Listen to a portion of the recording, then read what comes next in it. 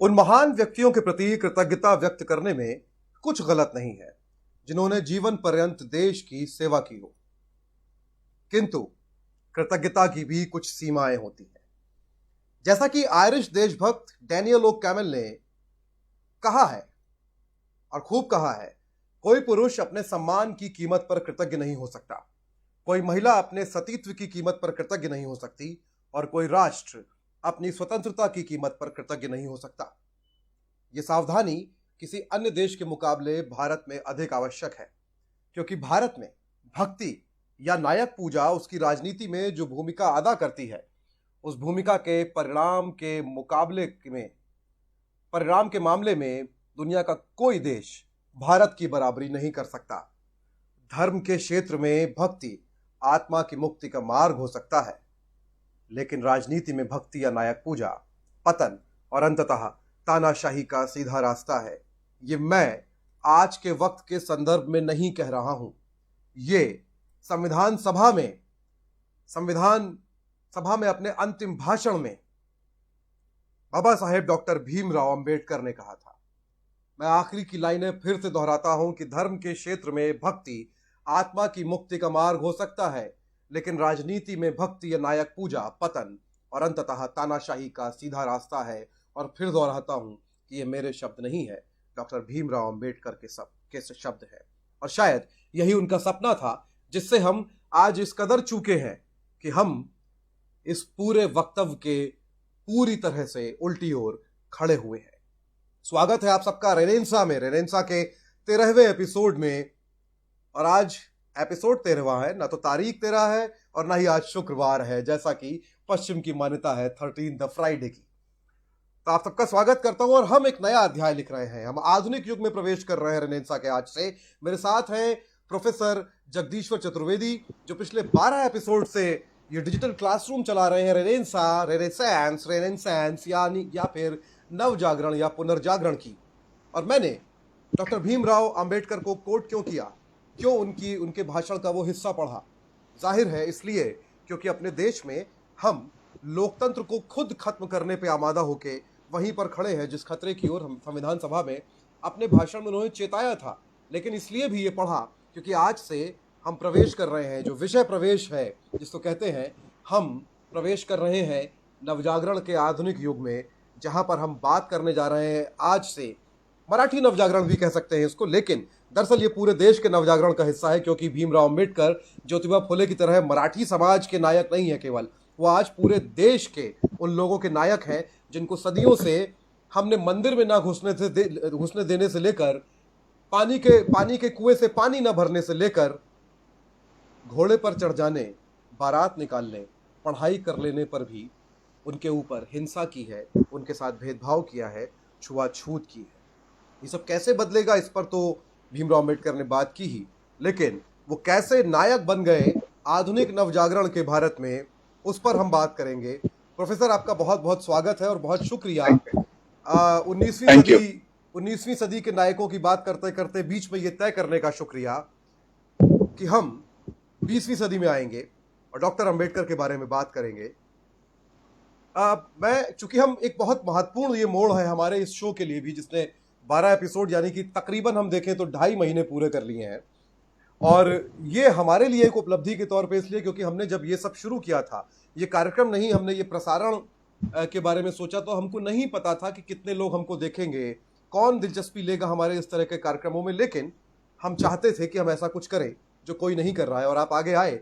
और मैं आपको ये बात सबको बताना चाहता हूं कि वो सारे लोग जो इस शो में, हमारे सारे शोज में, चाहे वो कोरोना का हमारा सेट्स बेस्ड शो करने वाली सौम्या हो, चाहे वो रुक्मिणी हो जो हमारे साथ संवाद से लेकर तमाम चीजें करती हैं, चाहे सौम्या करती हैं सवाल संवाद, वो टीम जो जात न जात करती है, हमारी वेबसाइट को लगातार देखने वाले, मैं नाम लेना चाह रहा हूं सबका आज, अरविंद कुमार सिंह हो, हम सारे लोग, हम, और चाहे प्रोफेसर जगदीश्वर चतुर्वेदी हो, और कुछ और लोग भी इसमें लगातार साथ आ रहे हैं, कुछ नए लोग आने वाले हैं।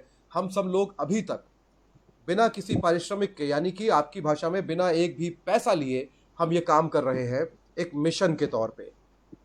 निश्चित रूप से हम चाहते हैं कि हम आर्थिक रूप से आत्मनिर्भर बने, हमारा एक रेवेन्यू मॉडल हो जिससे हम बेहतर काम कर पाए, लेकिन इस बात को इस बात का शुक्रिया उन सबको कहना बहुत ज़रूरी था, और ख़ास तौर पे एक ऐसा शो हमारा जिसने आज 2.5 महीने से अधिक पूरा कर लिया है, और हम बिल्कुल एक नए अध्याय में, नए जो है चैप्टर की ओर जा रहे हैं अपने शो में।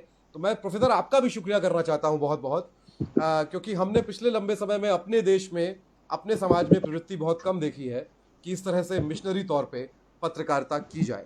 तो उन सारे लोगों का, हमारी सारी टीम का, उन सारे लोगों का जो हमारी टीम नहीं है, जो हमारे दर्शक हैं, आप सबका बहुत शुक्रिया कि आपने हमको इस जगह तक पहुंचाया जहां इतने सारे लोग हमारे वीडियोस अब देखने लगे हैं, हमारे बारे में बात कर रहे हैं, और उन विषयों को जिनको गंभीर समझा जाता था या उबाऊ समझा जाता था, आपने ये साबित किया कि दरअसल ज्ञान अगर एहसान की तरह ना दिया जाए तो वो उबाऊ नहीं होता है।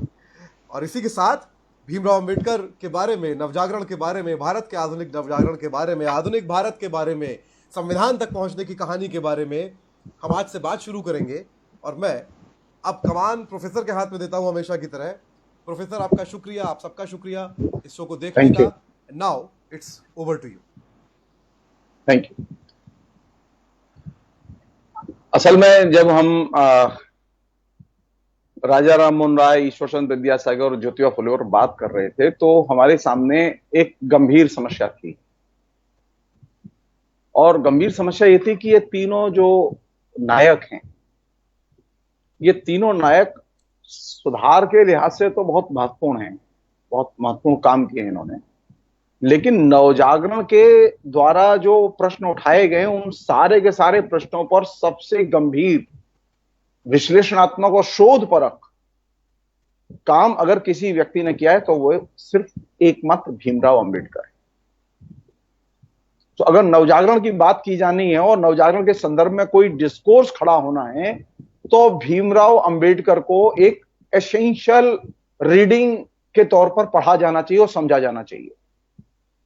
अभी तक हुआ यह है कि हमने कैटेगराइजेशन जो किया है, वो कैटेगराइजेशन करते समय नवजागरण का, जिन लोगों ने भी कैटेगराइजेशन किया है, जो नवजागरण की बात करते रहे हैं, मैंने एक बार आपसे एक चर्चा भी की थी कि नवजागरण को कैसे हम लोग बांटें,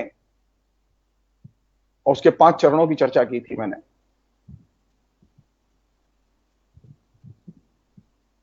मैंने एक अपने अनुभव से यह पाया कि नवजागरण का कोई भी विमर्श या कोई भी मूल्यांकन वो अंबेडकर के बिना कंप्लीट नहीं बनता।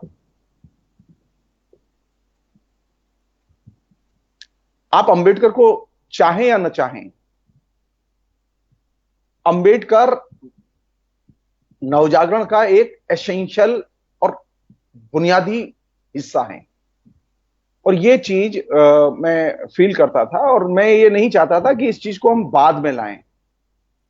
ये हम लोग जो अचानक 20वीं शताब्दी के पूरे विमर्श में दाखिल हुए हैं, ये 20वीं शताब्दी के विमर्श में दाखिल होने का मकसद हमारा जो है वो ये नहीं है कि हम नवजागरण की जो श्रृंखला और जो कड़ी हमने तय की थी हम उसका अतिक्रमण करना चाहते हैं, बल्कि मेरा मानना यह है कि नवजागरण के जो प्रश्न थे उनकी गंभीर विवेचना अगर कहीं मिलती है तो वो एकमात्र भीमराव अंबेडकर के यहां मिलती है।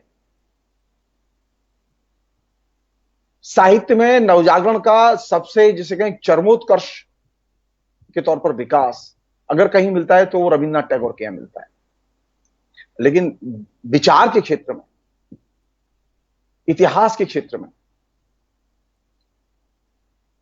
सामाजिक इतिहास के क्षेत्र में, राजनीति के क्षेत्र में, सामाजिक संबंधों और दर्शन के क्षेत्र में नवजागरण की जो धारणाएं थी उन धारणाओं के दृष्टिकोण का जो चरमोत्कर्ष अगर कहीं मिलता है तो वो अंबेडकर के यहां मिलता है। और इसलिए अंबेडकर को हम लोगों ने चुना कि हम अंबेडकर पर, और इस पर निश्चित तौर पर 4 से ज्यादा शो होंगे, ये तो पक्का है, क्योंकि अंबेडकर पर 4 शो में बात नहीं हो पाएगी। मैंने बहुत कोशिश की कि मैं इसे किसी तरह से 4 शो की जो अपनी श्रृंखला है उसमें रखूं, लेकिन मुझे नहीं लगता कि 4 एपिसोड में इस पर हम बात कर पाएंगे। इस पर निश्चित तौर पर ज्यादा बात होगी, क्योंकि बहुत ज्यादा प्रश्न हैं जिन पर के अंबेडकर ने, और वे प्रश्न हैं जो कि नवजागरण में उठे थे। मैंने थोड़ा सीक्वेंस बदला है अपने तरीके। नॉर्मली क्या है कि अंबेडकर पर जितने लोगों ने लिखा भी है, देशी विदेशी विद्वानों ने, सबने जाति और वर्ण के प्रश्न पर सबसे अधिक लिखा है। तो हो सकता है जाति और वर्ण के सवाल पर हम कम बात करें और बाकी प्रश्नों पर हम ज्यादा बात करें। इसलिए मैंने शिक्षा का प्रश्न, जो कि नवजागरण का बहुत महत्वपूर्ण प्रश्न था, उसको सबसे पहले रखा है। शिक्षा का प्रश्न इसलिए भी जरूरी है क्योंकि अभी जो मौजूदा सरकार है वो हिंदुस्तान की एजुकेशन पॉलिसी को लेके बात कर रही है। किसी ने देखी नहीं वो पॉलिसी, किसी को मालूम नहीं है, लेकिन वो बात कर रही है। तो हिंदुस्तान की अगर एजुकेशन पॉलिसी डिस्कस हो रही हो तो जाहिर है कि मुझे तो अंबेडकर याद आएंगे, मुझे नवजागरण के लोगों के लक्ष्य याद आएंगे कि वो शिक्षा में क्या करना चाहते थे। तो और इसलिए भी मेरा मानना है कि नवजागरण के संदर्भ में जब हम पुनर्मूल्यांकन अंबेडकर का करेंगे तो हम उन प्रश्नों को ज्यादा उठाएंगे जो प्रश्न सबसे कम चर्चा में रहे हैं। अंबेडकर का मूल्यांकन करते समय हम इस स्टीरियोटाइप से निकलेंगे कि अंबेडकर पर बात करनी है तो जाति पर बात करो, नहीं। अंबेडकर पर बात करनी है तो मजदूरों पर बात करो, अंबेडकर पर बात करनी है तो शिक्षा पर बात करो, अंबेडकर पर बात करनी है तो धर्म पर बात करो, हिंदू धर्म पर बात करो। जी। अंबेडकर का मतलब सिर्फ अनटचेबल लोगों का नेता नहीं है। भारतीय समाज के एक समग्र नेता के तौर पर, एक समग्र विचारक के तौर पर अंबेडकर को कायदे से देखा जाना चाहिए। अभी तक हुआ यह कि हमने एक कैटेगरी बना दी है कि अंबेडकर हैं तो वो एससी एसटी के नेता हैं। इस कैटेगरी और इस स्टीरियोटाइप से अंबेडकर को बाहर निकाल के देखने की जरूरत है। सिर्फ वो एक चीज मैं दर्ज करना चाहता हूं, वो ये कि अंबेडकर मेरे पढ़े हुए थे, लेकिन इस चक्कर में दोबारा फिर पढ़े गए कि भाई अब एक ब्रॉडकास्ट होना है और उस पर एक नई तैयारी की जानी चाहिए। तो निश्चित तौर पर ये जो पंकज श्रीवास्तव और मयंक हैं और इनकी जो टीम है मीडिया विजिल की, ये इसके लिए बधाई की पात्र है कि इन्होंने मुझे पढ़ने के लिए मजबूर कर दिया। अगर ये दबाव ना होता तो मैं पढ़ता ही नहीं, मैं आराम से सोता और अपने फेसबुक पे ऐसे हल्की फुल्की चीजें लिखता रहता, मस्ती लेता रहा।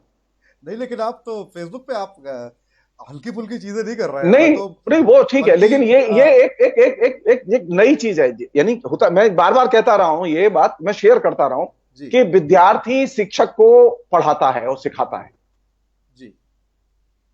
और यहां पर भी यही चीज घटी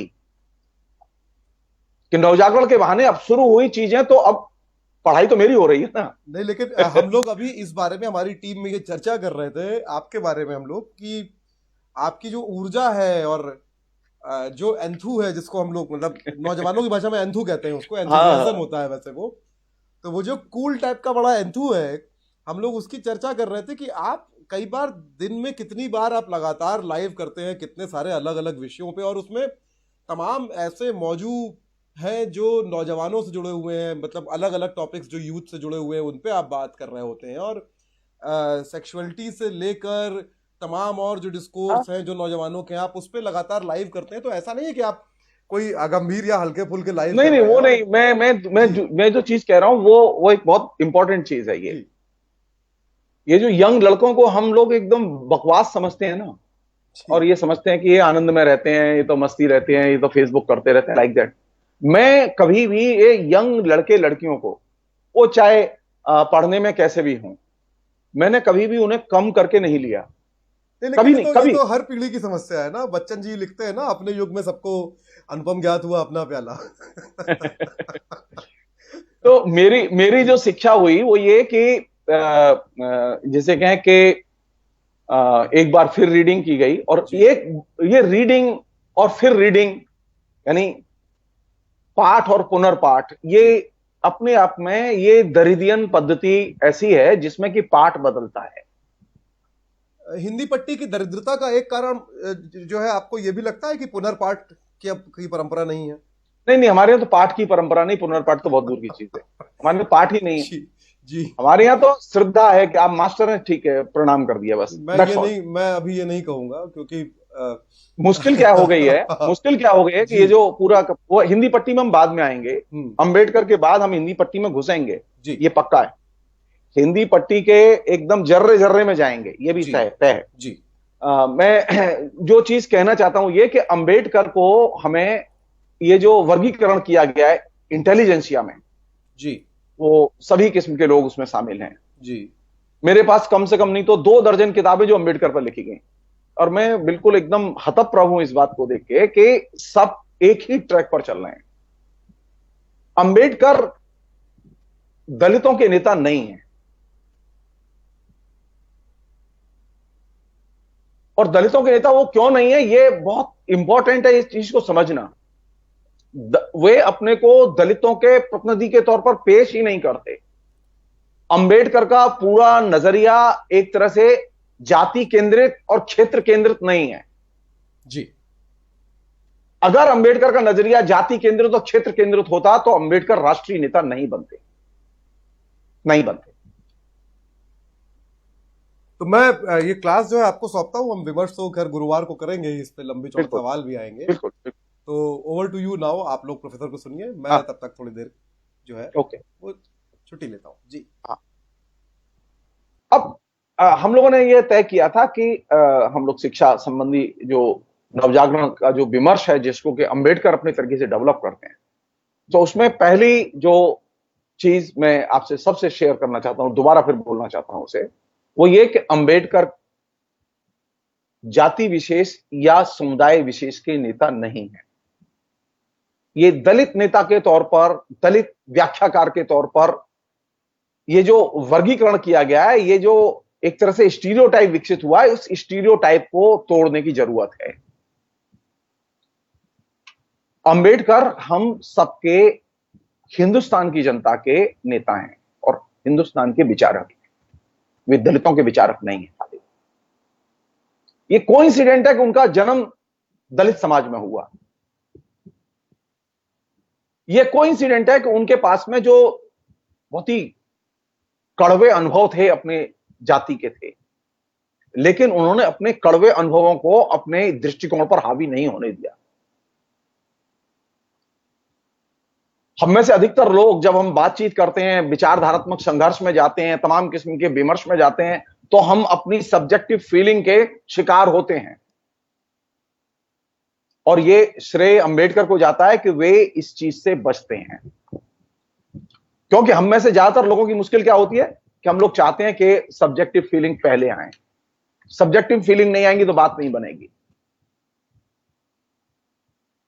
और इस क्रम में जो पहली चीज जो अंबेडकर से सीखने की है, जो हमने तो सीखी अपने छात्र जीवन में ही सीखी, अभी भी उसका पालन करते हैं। बहस का तरीका क्या हो। ये नवजागरण के जो लोग थे, जो हर जाति और धर्म के लोगों के साथ में वाद विवाद संवाद कर रहे थे, उसने जो परंपरा शुरू की, उस परंपरा को आगे विकसित किया अंबेडकर ने। और अंबेडकर ने इस सवाल पर विचार किया कि बहस का तरीका क्या हो। तो वो कहते हैं कि कोट, बहस के दौरान भावनाओं में बहे बिना और संवेदनशील हुए बिना बहस की जानी चाहिए। ये जो तमाम किस्म के बहुत सारे दलित एक्टिविस्ट हैं और तमाम किस्म के जो दलित विरोधी एक्टिविस्ट हैं, इन सबकी एक समस्या है। ये समस्या कम्युनिस्टों में भी है, ये समस्या सोशलिस्टों में भी है, ये समस्या हम सब में है कि हम जब किसी भी मसले पर बहस करते हैं तो हम भावनाओं में बह जाते हैं, और इससे बचा जाना चाहिए। हम एकदम संवेदनशील होकर बहस करते हैं, इससे भी बचा जाना चाहिए। यानी व्यक्ति से मुद्दे को अलग करके देखा जाना चाहिए। हम जब मुद्दे के बीच में व्यक्ति को ले आते हैं तो हम मुद्दे की हत्या कर देते हैं। हिंदुस्तान में बहुत समस्याएं, अभी गंभीर समस्याएं हैं। इन समस्याओं पर विचार करते समय हमें इस दायरे के बाहर जाना होगा जहां हमारी संवेदनाएं और हमारे आक्रोश उसमें दाखिल हो जाते हैं। हमें बहुत ही ऑब्जेक्टिवली उन समस्याओं पर बात करने की जरूरत है। लोग चाहते हैं कि हम ज्यादा से ज्यादा भावनाओं में बह के बहस करें, हम ज्यादा से ज्यादा बात करते समय संवेदनशील बन जाएं और सारा मामला दूसरी दिशा में चला जाए।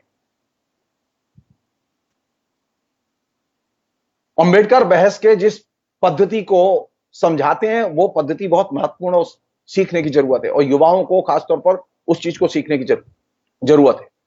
वो कहते हैं कि भावनाओं में बहे बिना और संवेदनशील हुए बिना विषय पर बात की जानी चाहिए, और बिल्कुल निरंतर बात की जानी चाहिए। ऐसा नहीं है कि ये खाली हम बात करें, नहीं, हर समय हमारा नजरिया यही होना चाहिए।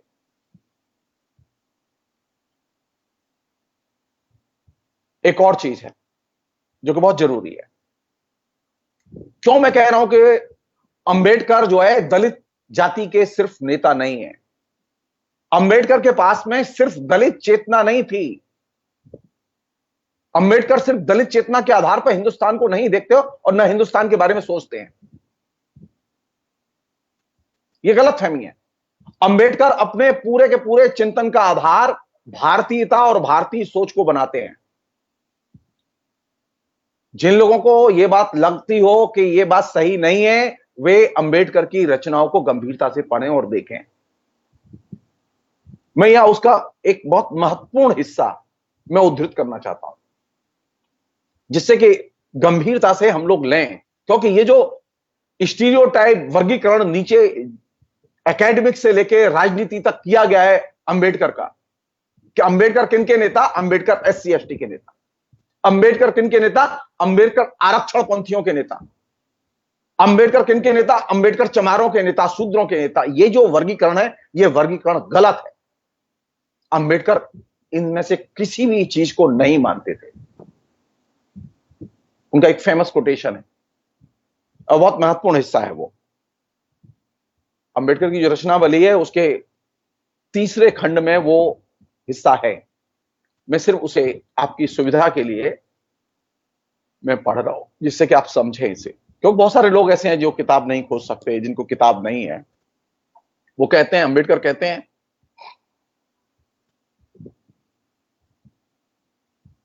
कोट, हम अनुसूचित जाति के लोगों के प्रतिनिधियों को मराठी या गुजराती या कन्नड़ होने का कोई गर्व नहीं, अनकोट।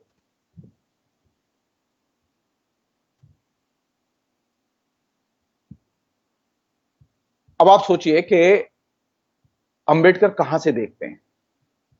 अंबेडकर क्षेत्रीय नजरिए से नहीं देखते, अंबेडकर जातिगत नजरिए से नहीं देखते हैं, अंबेडकर किसी संस्कृति विशेष या धर्म विशेष की संस्कृति के साथ नत्थी करके चीजों को नहीं देखते। कैसे देखते हैं वे? फिर एक उनका एक उदाहरण, बहुत अच्छा उदाहरण है, ये बहुत महत्वपूर्ण उदाहरण है, और इससे पूरे के पूरे अंबेडकर के व्यक्तित्व और कृतित्व को समझने में मदद मिलती है। मुझे अगर कहें तो मैं तो ये कहूंगा कि ये अंबेडकर के ज्ञान के और दृष्टिकोण के पूरे के पूरे बुनियादी आधार को समझने में मददगार हो सकता है ये हिस्सा। वो हिस्सा क्या है? वो कहते हैं, निजी तौर पर मैं खुल्लम खुल्ला कहना चाहता हूं कि मैं नहीं मानता कि इस देश में किसी विशेष संस्कृति के लिए कोई जगह है, चाहे वह हिंदू संस्कृति हो या मुस्लिम संस्कृति या कन्नड़ संस्कृति या गुजराती संस्कृति।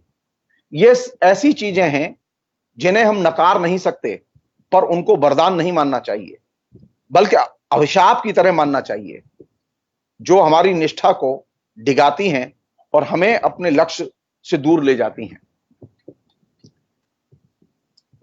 यह लक्ष्य है एक ऐसी भावना को विकसित करना कि हम सब भारतीय हैं। मुझे अच्छा नहीं लगता जैसा कुछ लोग कहते हैं कि हम हिंदू या मुसलमान पहले हैं और भारतीय बाद में हैं। मैं इस बात से संतुष्ट नहीं हूं।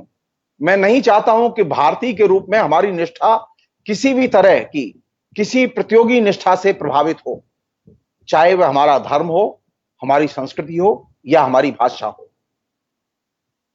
आगे कहते हैं, मैं चाहता हूं कि समस्त लोग पहले भारतीय हों और अंततः भारतीय हों, और भारतीय के सिवा और कुछ भी नहीं हो।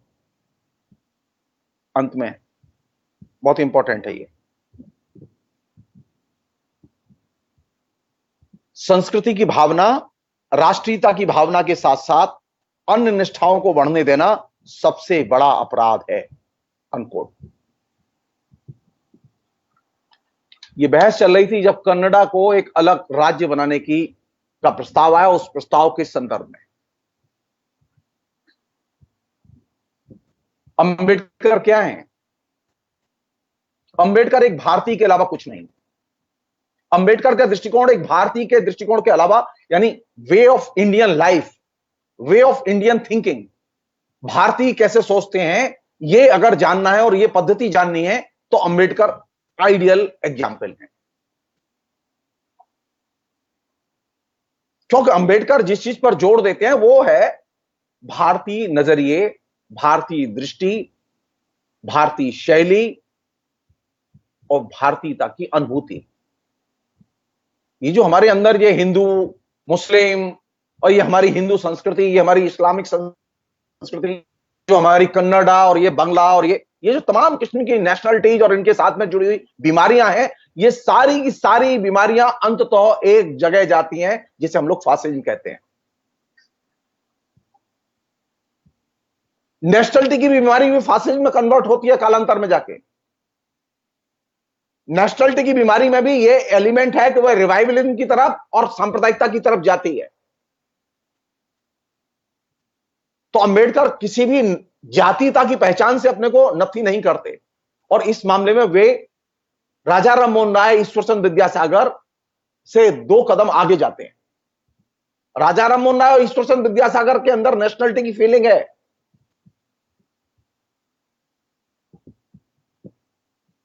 बंगाली होना प्रमुख है, भारतीय होना प्रमुख है, लेकिन यहां न तो जाति का गर्व है, न मराठी का गर्व है। किस चीज का गर्व है? कौन सी चीज है जिसे देखा जाना चाहिए और रखा जाना चाहिए? वह है भारतीयता। किसी भी मसले का विश्लेषण करते समय भारतीयता की पहचान को एक बुनियाद के तौर पर देखा जाना चाहिए और रखा जाना चाहिए। अभी जो हम लोग करते हैं ना, जब बहस करते हैं, किसी भी मसले में बहस करते हैं, तो हम जाति की पहचान और जाति के वर्गीकरण, नेशनलिटी की पहचान और नेशनलिटी के वर्गीकरण, इनके ट्रैप में फंसे रहते हैं। अंबेडकर इस मामले में बिल्कुल क्लियर हैं और वे इसको अंडरलाइन करते हैं कि हमें भारत के बारे में विचार करते समय जाति, धर्म, संस्कृति, जातीयता, इनके दृष्टिकोण से बाहर निकल के भारतीय के नजरिए से सोचना चाहिए और भारतीयता की अस्मिता को ही एक्सेप्ट करना चाहिए और उसे आचरण में ढालना चाहिए। और ये बहुत बड़ा क्षेत्र है, बहुत विशद क्षेत्र है। इस विशद क्षेत्र में हम लोग नॉर्मली दाखिल ही नहीं हो पाते। हम लोग अपने छोटे छोटे क्षेत्रों में फंसे रहते हैं। संयोग की बात है कि जो किताबें मेरे पास हैं उनमें अधिकतर लेखकों ने अंबेडकर के ये जो इंडियननेस है, ये भारतीयता बोध है, उस भारतीयता बोध को अंडरलाइन करके उभार के पेश नहीं किया। और ये चिंता की चीज है मेरे लिए। अंबेडकर कहां मिलेंगे? अंबेडकर मिलेंगे वहां जहां आप भारतीयता की खोज करेंगे। अंबेडकर मिलेंगे वहां जहां आप एक समग्र भारतीयता के नजरिए से हिंदुस्तान को देखेंगे। और ये नवजागरण का अगला चरण है जिसमें कि एक संपूर्ण भारतीयता को अपनी पहचान का हिस्सा बनाना। लिंग, भाषा, धर्म, संस्कृति, नेशनलिटी, इन तमाम किस्म की जो आइडेंटिटी है, इन अस्मिता के रूपों से एकदम आगे जाके भारतीय के तौर पर देखना। और ये वह पैराडाइम है जहां से कि हमें पूरी की पूरी आधुनिक भारत की विभिन्न संरचनाओं को और खासतौर पर शिक्षा की संरचना को यहां से देखना चाहिए।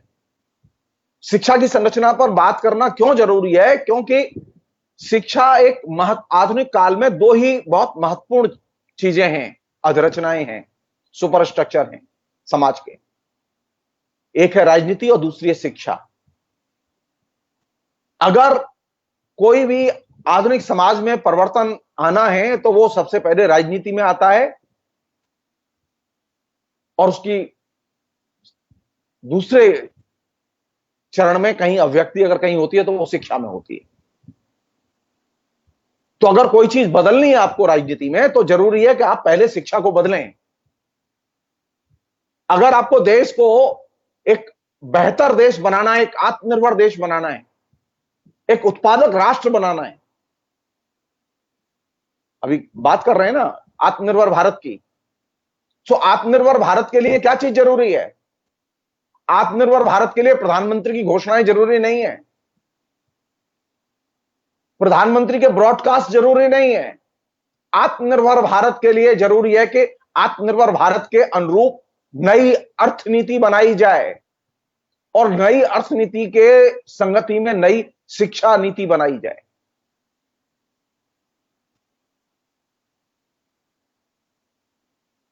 अगर हम आत्मनिर्भर भारत बनाना चाहते हैं तो हम ये जो उपभोक्ता भारत है, इस उपभोक्ता भारत के कॉन्सेप्ट को बदलें, हम उत्पादक भारत के कॉन्सेप्ट को लें और इसके आधार के तौर पर नई अर्थनीति का निर्माण करें। लेकिन वो नई अर्थनीति तो कहीं दूर दूर तक दिखाई नहीं दे रही। न वित्त मंत्री के भाषण में दिखाई दे रही, न प्रधानमंत्री के भाषण में दिखाई दे रही, न तमाम किस्म के समाज विज्ञानियों के भाषण में दिखाई दे रही।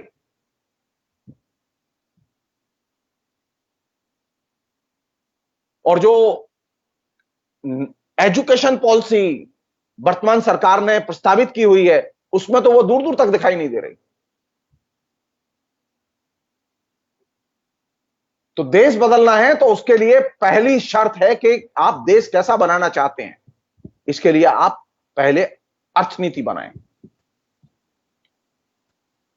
और देश की अर्थनीति नीचे लागू हो इसके लिए जरूरी है कि आप उसकी संगति में शिक्षा नीति बनाएं। और थर्ड चीज, उसकी संगति में मीडिया नीति बनाएं। मीडिया को बनाएंगे पालतू, शिक्षा संस्थानों को बनाएंगे एकदम घुड़साल, और चाहेंगे और नीति अर्थ की कोई बनाएंगे नहीं, आर्थिक नीति बनाएंगे नहीं तो देश न तो आत्मनिर्भर बनेगा, न देश महान बनेगा, न देश शक्तिशाली बनेगा, न देश के नागरिक शक्तिशाली बनेंगे। और यह स्थिति बनी रहेगी कि हम लगातार विपन्नता की ओर जाएंगे। तो ये तीन बहुत महत्वपूर्ण इंफ्रास्ट्रक्चर हैं या सुपर स्ट्रक्चर हैं, अर्थनीति, शिक्षा नीति और मीडिया नीति। तो अभी की स्टेज में तीनों चीजें एकदम पंक्चर पड़ी हुई हैं। तो आप पंक्चर नीतियों के आधार पर आप आत्मनिर्भर भारत नहीं बना सकते। अंबेडकर की सबसे बड़ी जो उपलब्धि थी और खूबी थी वो ये थी कि वे बुनियादी तौर पर नीति के मसलों पर बात करते थे। शिक्षा के प्रश्न को मैंने जानबूझ के चुना है क्योंकि शिक्षा के प्रश्न पर अंबेडकर पर जितना लिखा गया उसमें उनकी शिक्षा नीति को लेकर कहीं पर भी कोई विमर्श नहीं है। मैं नहीं जानता कि मैंने सारा तो पढ़ा नहीं, लेकिन जो मेरे पास में 10-20 लोगों की अच्छी किताबें हैं मुझे कहीं नहीं मिला। जबकि शिक्षा संबंधी दृष्टिकोण उनका बहुत महत्वपूर्ण दृष्टिकोण है। हिंदुस्तान के विकास के लिए, हिंदुस्तान में नवजागरण के दृष्टिकोण के विकास के लिए उनके शिक्षा संबंधी नजरिए का बाकायदा इस्तेमाल किया जाना चाहिए।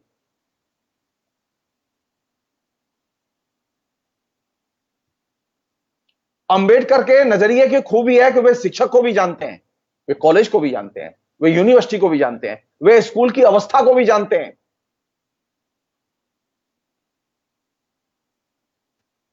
ऐसा नहीं है कि वो कोई किताबी ज्ञान हो उनके पास में रियल ज्ञान भी है, उनके पास में ठोस उसके बारे में रिसर्च और तमाम किस्म की वैज्ञानिक समझ भी है। तो अगर हम चाहते हैं सचमुच में कि अंबेडकर के सपनों का भारत बनाएं, सारे नेता यही प्रतिज्ञा करते हैं ना कि हम अंबेडकर के सपनों का भारत बनाना चाहते हैं। तो अंबेडकर के सपनों का जब आप भारत बनाना चाहते हैं तो सवाल किया जाना चाहिए कि अंबेडकर के सपनों में क्या खाली दलित थे? जी नहीं, अंबेडकर के सपनों में भारत था, दलित नहीं थे। खाली दलित बहुत छोटा हिस्सा है उसका। अंबेडकर पर बात करते समय एक बड़े फलक पर बात करनी होगी एक बड़े कैनवास में आप अंबेडकर को रखना होगा, और शिक्षा बहुत बड़ा कैनवास है। शिक्षा के नए ढांचे, शिक्षा के नए नजरिए को अपनाने से हिंदुस्तान का भी उद्धार हो सकता है, और हिंदुस्तान की जातियों का भी उद्धार हो सकता है, और नए समाज की संरचनाओं का जन्म हो सकता है।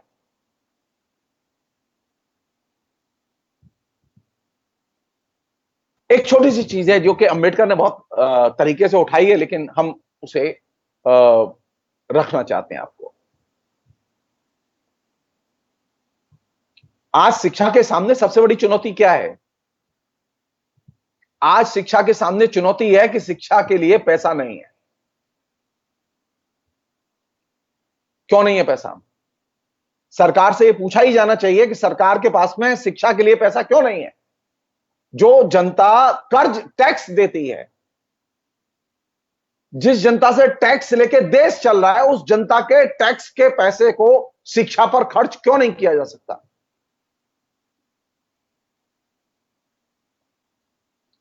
अंबेडकर ने एक बहुत ही क्रांतिकारी और बहुत महत्वपूर्ण सुझाव दिया था कि आप जनता से जितना टैक्स वसूलते हैं, उतना टैक्स जो आप लेते हैं, वो सारा का सारा पैसा सिर्फ शिक्षा पर खर्च करिए, देश बदल जाएगा। आप टैक्स से पैसा लेंगे, दुनिया के सारे काम करेंगे, लेकिन आप शिक्षा पर खर्च नहीं करेंगे, तो शिक्षा का उद्धार कैसे होगा? लोगों को शिक्षा मिलेगी कैसे?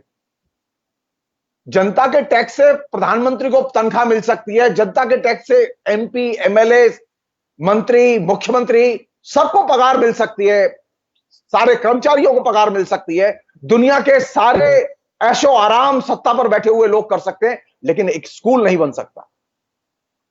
जब स्कूल बनाने का नंबर आएगा, जब कॉलेज बनाने का नंबर आएगा, जब विश्वविद्यालय खोलने का नंबर आएगा, तो सरकार कहेगी हमारे पास पैसे नहीं है। लेकिन वही सरकार जब लोगों को कर्ज बांटने का नंबर आएगा कारपोरेट हाउसेस के लिए, तो वो एकदम रिजर्व बैंक खोल देगी। अब आप सोचिए, लॉकडाउन के दौरान तकरीबन 6 लाख करोड़ रुपया कॉर्पोरेट हाउसेस के लिए टैक्स के लिए जारी किया, कर्ज के तौर पर जारी किया गया। आप लॉकडाउन में 6 लाख करोड़ रुपया रिजर्व बैंक से कॉर्पोरेट हाउसेस के लिए उद्योग के नाम पर जारी कर सकते हैं, लेकिन यही पैसा आप शिक्षा के लिए जारी क्यों नहीं कर सकते? शिक्षा का नंबर सबसे पीछे और कॉर्पोरेट हाउसेस का नंबर सबसे पहले, तो हिंदुस्तान ताकतवर कैसे बनेगा? टाटा, बिरला, डालमिया, अंबानी इनको कर्ज देकर, या हिंदुस्तान के गरीब निरक्षर लोगों को साक्षर बना के और ज्यादा से ज्यादा शिक्षित बना के? कौन सा तरीका बेहतर होगा?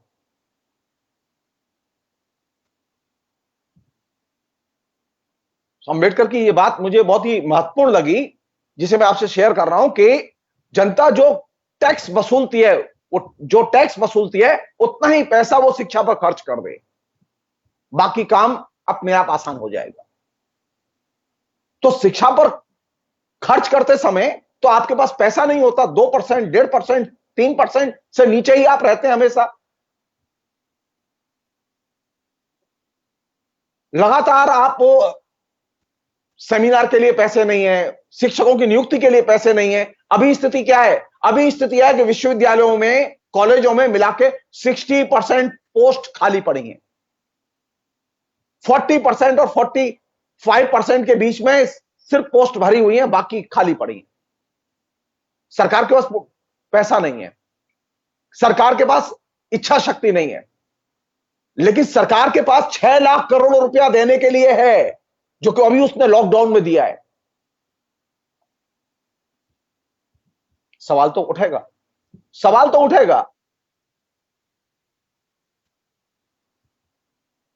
नवजागरण का लक्ष्य था हिंदुस्तान के हर अशिक्षित के पास शिक्षा पहुंचे, हर निरक्षर को साक्षर बनाया जाए,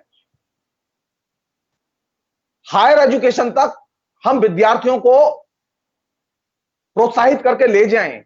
लेकिन हमने किया क्या? ये एक ऐसा ढांचा हमने विकसित किया जिसमें कि विद्यार्थी नीचे, लगातार और नीचे ड्रॉप आउट हो रहे हैं, वो ऊपर आ ही नहीं पाते। आप कल्पना कीजिए, आप जस्ट कल्पना कीजिए कि हिंदुस्तान में अभी इस लॉकडाउन और इस कोरोना पीरियड में जो 15-20 करोड़ लोग जो अनएम्प्लॉयड हुए हैं, उनके बच्चे अब स्कूल जाएंगे कि नहीं जाएंगे? उनकी पढ़ाई कैसे होगी? वो फीस देने की स्थिति में नहीं है, वो शहर में रहने की स्थिति में नहीं है। लगातार इस तरह की खबरें हम लोगों के बीच में आ रही हैं। जिसने पीएचडी की थी वो मनरेगा में नौकरी कर रहा है, जो डॉक्टर था वो सब्जियां बेच रहा है, जो कहीं सरकारी एम्प्लॉय था वो अभी सब्जियां बेच रहा है, जो ऑलरेडी शिक्षक थे, नीचे शिक्षित लोग थे जो अच्छी नौकरियां करते थे, वो अभी लगातार बाजार में ठेल दिए गए, बेरोजगारी की गोद में बिठा दिए गए। उनके बच्चे कैसे पढ़ेंगे? तो ये कॉन्सेप्ट बहुत इंपॉर्टेंट कॉन्सेप्ट है अंबेडकर का, जिसको कि अंडरलाइन किया जाना चाहिए कि सरकार जितना कर वसूलती है जनता से, वो सारा पैसा शिक्षा पर खर्च किया जाना चाहिए। अगर सरकार कारखानों के लिए पैसा चाहती है तो जनता के टैक्स से जो पैसा आता है वो कारखानों के लिए नहीं दिया जाएगा। कारखानों के लिए पैसा वही दिया जाएगा जो जनता के अतिरिक्त क्षेत्रों से आता है। मसलन कारखाने अगर उत्पादन कर रहे हैं, कारखाने मुनाफा कमा रहे हैं, तो कारखानेदारों को कर्ज भी दिया जाएगा। यह कौन सा तरीका हुआ कि जनता अपने टैक्स भरे और कारखानेदारों को कर्ज दे दिया जाए? लेकिन जनता के लिए स्कूल न खोलें, जनता के लिए सरकारी कॉलेज न खोलें, जनता से कहा जाए कि अब आप प्राइवेट स्कूल और कॉलेज में जाइए। जी नहीं। अंबेडकर ने जिस स्पिरिट में यह बात रखी थी कि जनता से जो टैक्स लिया जाएगा वो सारा का सारा पैसा शिक्षा पर खर्च होगा। राजनेता को क्या होगा? राजनेता कमाएं, राजनेता कुछ ऐसा उद्यम करें, ऐसी बुद्धि लगाएं कि हिंदुस्तान की सरकार के पास में आमदनी के अनेक क्षेत्र हों। कारखाने चल नहीं रहे, कारखानों में उत्पादन नहीं है, उत्पादन गिर रहा है, बाजार चल नहीं रहा है, बाजार में लगातार खरीदार गायब है और दुकानदार के पास माल गायब है। कोशिश करें, बाजार को चंगा करें। हम देखते हैं कैसे चंगा करते हैं, हम देखते हैं कितना राम नाम जप के चंगा किया जाता है और भगवान करे कि नरेंद्र मोदी के भाषण दिन भर बैठ के सुने लोग दुकान पर और चंगा करे बिजनेस। आप टैक्स लेंगे जनता से और शिक्षा पर खर्च नहीं करेंगे, बाकी सब चीज पर खर्च करेंगे, ये चीज अंबेडकर एक्सेप्ट नहीं करते थे। और ये बात जो उन्होंने अंग्रेजों के जमाने में कही, वो बात आज भी लागू होती है। सो शिक्षा के लिए पैसा कहां से आएगा? बार बार लोग कहते हैं ना, पैसा कहां से आएगा? पैसा आएगा वहीं से जो जनता टैक्स देती है, उस जनता के टैक्स से शिक्षा के संस्थान चलाए जाने चाहिए। School, college, universities, research organisations उस पैसे से चलाई जाने चाहिए। और कारखानों के लिए पैसा कहां से आएगा? सरकार के लिए पैसा कहां से आएगा? एग्रीकल्चर के लिए पैसा कहां? ये इन्हीं क्षेत्रों से आएगा। ये इन्हीं क्षेत्रों में जो उत्पादन होगा, जो लाभ होगा, वो इन्हीं क्षेत्रों को कर्ज दिया जाएगा। अगर कृषि में उत्पादन नहीं बढ़ता और कृषि में लाभ नहीं होता तो किसानों को लोन नहीं मिलेगा। अब सरकार सोचे और किसान सोचे, यह कैसे संभव है कि किसानों के लिए भी कर्ज अब उसी टैक्स से दिया जाएगा जो टैक्स वसूली हो रही है? सारे लोगों का काम उससे होगा लेकिन शिक्षा का काम नहीं होगा। एक अन्य चीज जो कि मुझे लगता है कि ज्यादा अच्छी चीज है, वो ये कि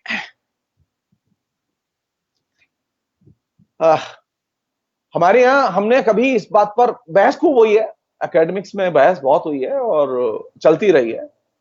हम सोचें ये कि जो हमारे यहां बच्चे प्राइमरी स्कूल में भर्ती होते हैं, उसमें कितने बच्चे ऐसे हैं जो स्कूल छोड़ देते हैं? अंबेडकर के समय में भी ये समस्या थी ड्रॉप आउट की, कि बच्चे भर्ती होते थे 100 और धीरे धीरे सब छोड़ छाड़ के चले जाते थे। किसी तरह से बच्चों को रिटेन किया जाए खाली, और वे स्कूल छोड़ के न जाएं, इसके लिए मिड डे मील की स्कीम लागू की गई। क्योंकि गरीबों के बच्चे, उनके लिए खाने की बहुत बड़ी समस्या है और इसके लिए वो स्कूल जाने से परहेज करते थे कि वो इस बीच में कुछ और काम करेंगे जिससे कि वो 2 पैसे कमा सकें और अपना पेट भर सकें और अपने परिवार की मदद कर सकें। अंबेडकर भी इस चीज को जानते थे।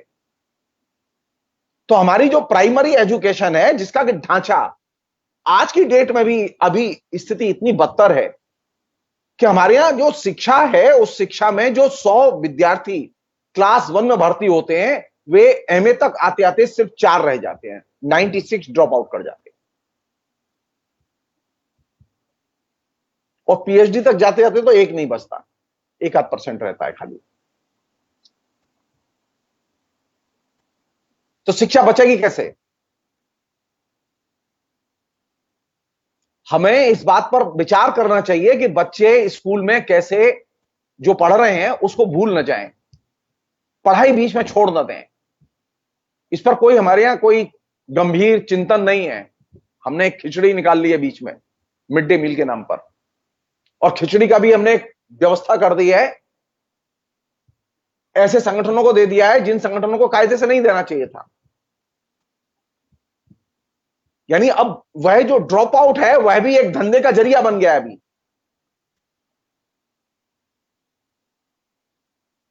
तो प्राइमरी एजुकेशन का पूरा ढांचा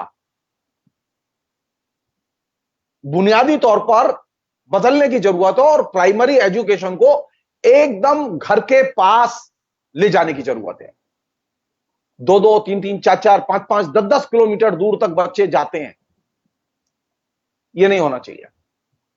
कहने के लिए सब कागज पर लिखा हुआ है कि बच्चा इतने दूर तक नहीं जाएगा, स्कूल में ये नहीं होगा। अब आप सोचिए, दिल्ली में जो लड़का जहांगीरपुरी में रहता है वो पढ़ने के लिए नोएडा जाता है, नोएडा में जो रहता है वो पढ़ने के लिए किसी और दूसरी दिशा में जाता है।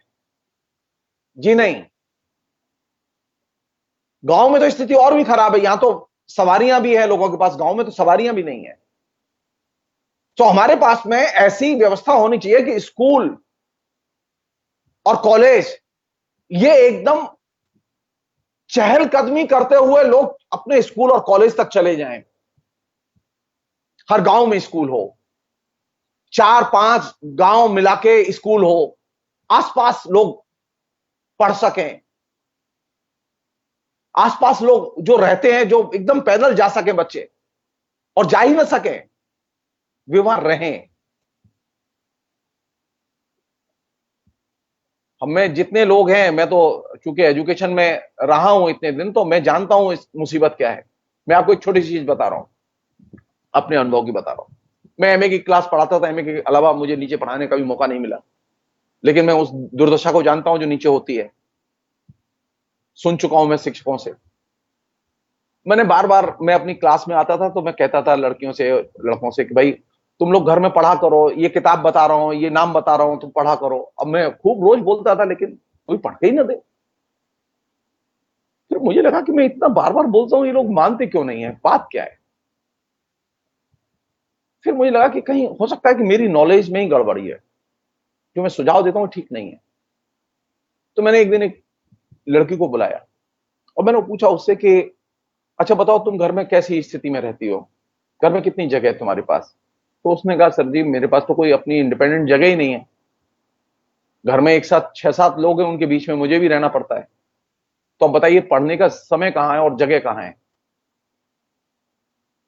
जब घर में लोअर मिडिल क्लास और गरीब लोगों के घरों में स्थिति यह है कि वहां उनके पास में स्वतंत्र स्पेस नहीं है, लड़की एमए तक आ गई है, अब वो पढ़ेगी कैसे। सर तो रोज कह रहे हैं किताब पढ़ो किताब पढ़ो, लेकिन किताब पढ़ने के लिए तो स्पेस चाहिए, ये घर में स्पेस ही नहीं है।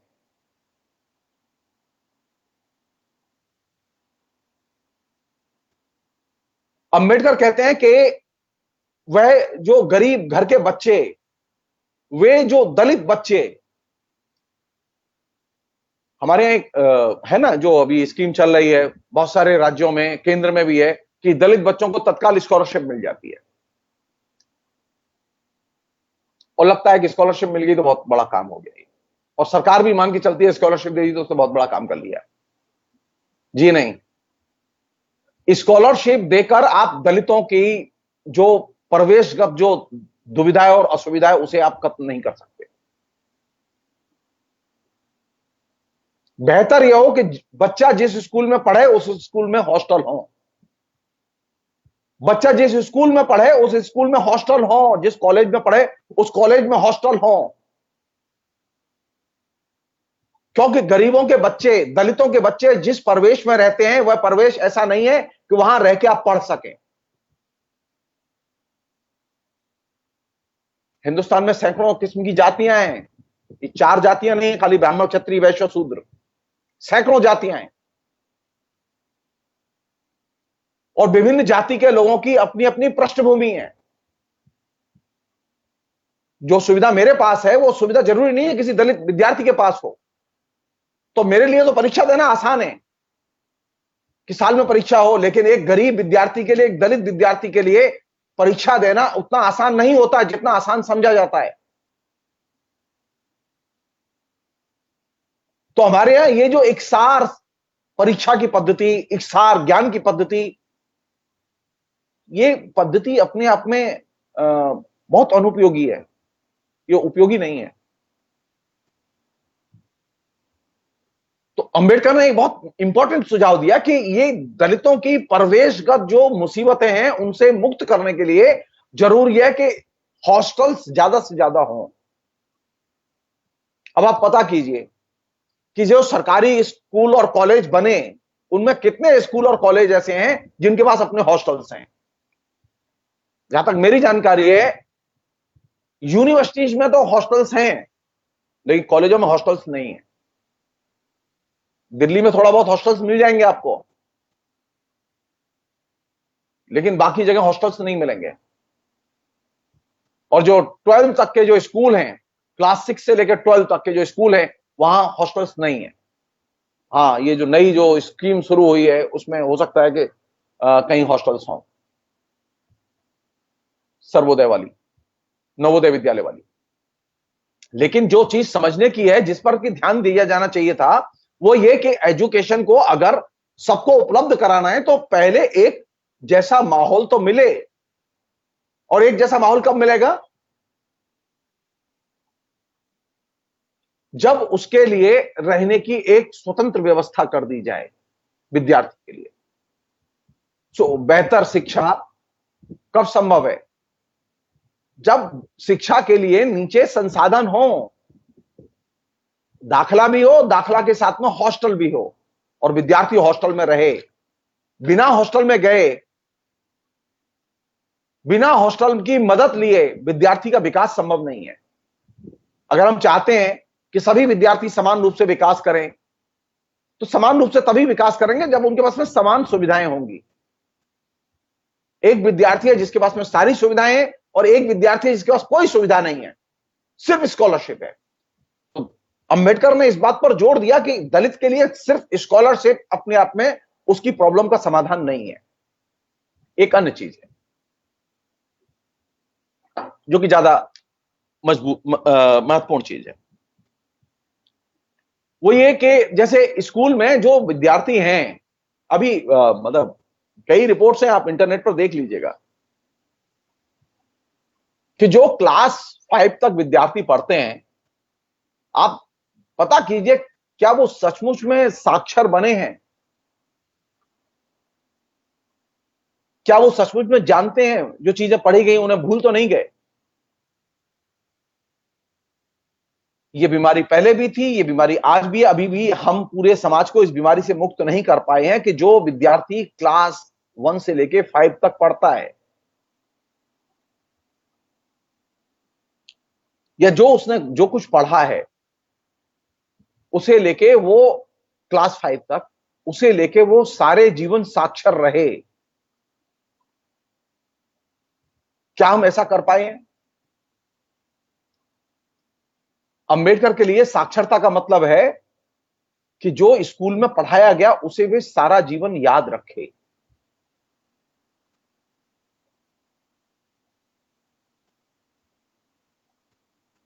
अंबेडकर जिस समय ये बात कर रहे थे तो उस समय हालत ये थी कि 100 में से 82 विद्यार्थी पढ़ने के बाद पुनः निरक्षरता की दुनिया में चले जाते थे। और अभी आंकड़ा कुछ ज्यादा बेहतर नहीं है, ज्यादा बेहतर नहीं है।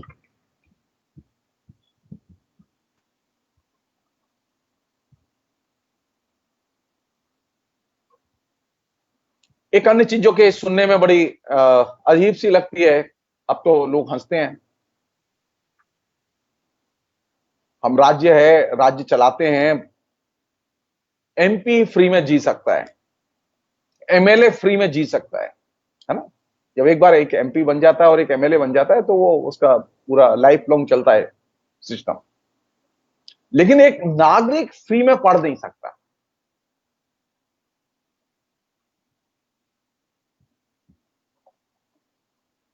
शिक्षा का मतलब यह है कि अगर हम भारत में हैं और भारत में अंबेडकर के पक्ष में हैं, तो अंबेडकर का जो सपना है वो क्या है शिक्षा का? अंबेडकर का सपना यह है कि शिक्षा में कोई भेद नहीं होना चाहिए और शिक्षा ऐसी हो जो सबको मिलनी चाहिए।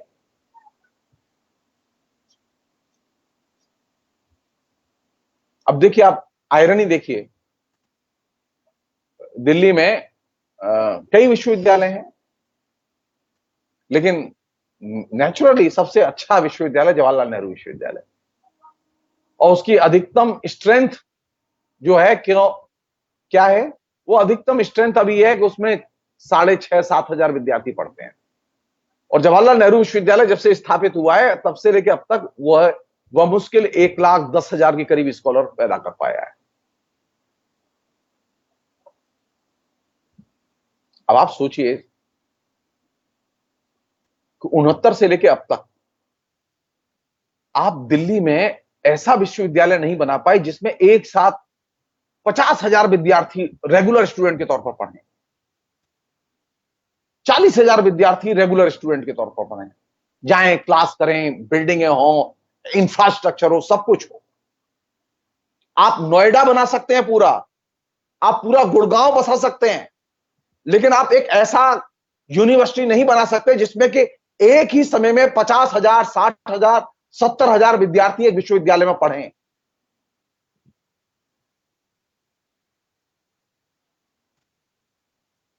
अगर जवाहरलाल नेहरू विश्वविद्यालय की स्ट्रेंथ 50,000 विद्यार्थी की बनाई जाती तो जवाहरलाल नेहरू विश्वविद्यालय का इंपैक्ट कुछ और होता।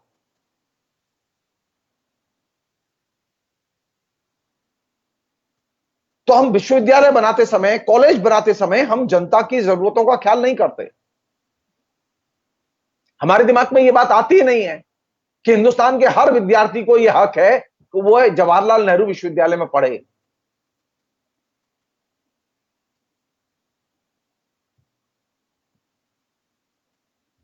हर विश्वविद्यालय का अभी ढांचा क्या है? कॉलेज एफिलेट कर दिए गए हैं। दिल्ली विश्वविद्यालय है लेकिन कॉलेज एफिलेटेड है, 100, 125, 150 कॉलेज एफिलेटेड है। मैं जिस यूनिवर्सिटी में पढ़ाता था, कलकत्ता यूनिवर्सिटी, उसमें 350 कॉलेज एफिलेटेड थे। धीरे धीरे धीरे धीरे संख्या घटते घटते घटते घटते अभी भी 150 से अधिक कॉलेज एफिलेटेड।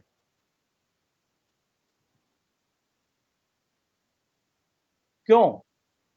विश्वविद्यालय का ही एक अलग से कैंपस और प्रवेश ऐसा क्यों नहीं हो सकता जिसमें 50,000 विद्यार्थी डेली आए और जाएं? क्या दिक्कत है इसमें? हमारे पास में शिक्षा का ऐसा विजन क्यों नहीं है कि हम सबको मौका दें और इकसार शिरकत का मौका दें? अंबेडकर इस बात पर जोर देते हैं सबको शिक्षा मिलनी चाहिए और मुफ्त शिक्षा मिलनी चाहिए।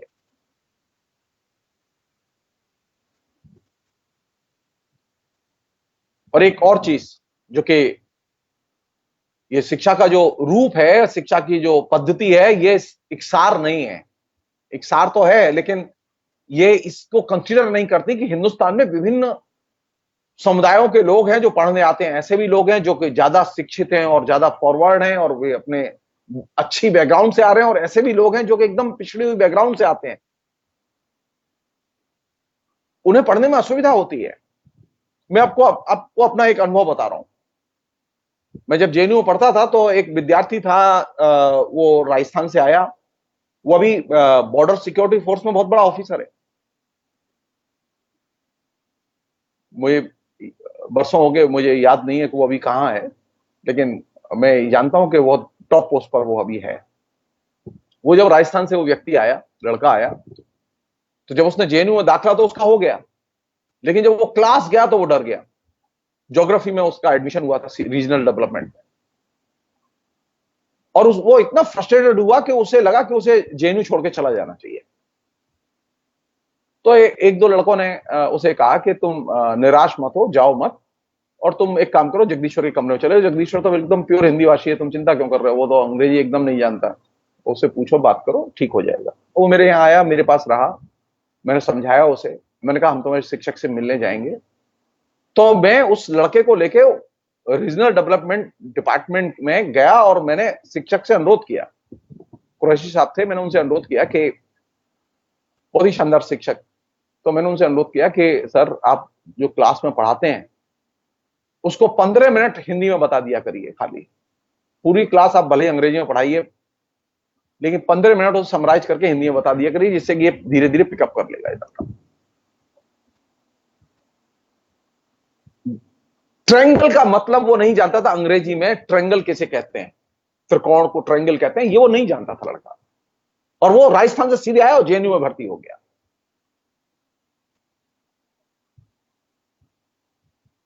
उस लड़के ने पिकअप करना शुरू किया। आपको जान के आश्चर्य होगा, वह लड़का जो कि अंग्रेजी एकदम नहीं जानता था, वह लड़का जब जेएनयू से एमए करके निकला तो उसके फर्स्ट क्लास के नंबर थे। बाद में उसने पीएचडी भी की, एमफिल भी की, और वो आईएएस में भी सेलेक्ट हुआ।